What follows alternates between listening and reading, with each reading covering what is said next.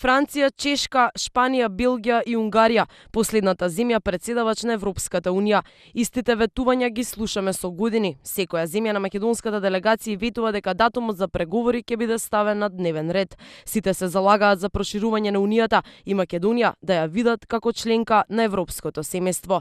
Додека другите, првата реченица на секоја средба им е: решете го спорот зимето, па потоа ве очекуваме во унијата. Унгарија застана зад нас, без разлика на ставот на грците. Председателот Ѓорѓи Иванов се израдува на поддршката и разбирањето на унгарскиот колега.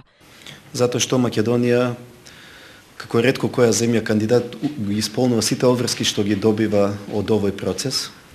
Може да се споредуваат со спроведување на реформи од земји кои се сега членки на Европската унија, а биле кандидати и имале статус како ние сега што го имаме. И затоа крајно време е и на Македонија да се овозможи едноставно еден следен чекор во евроинтеграциите и ова статус кво на состојба што имаме на некој начин да заврши свое добивање на датум за почеток на преговорите.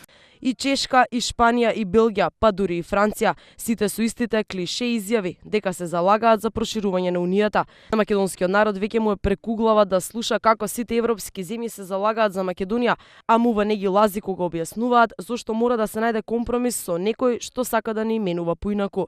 Ова што го слушнавме во Унгарија не го слушаме првпат, додека секој претседавач ветува перспектива за Македонија, кај нас секој со своите маки.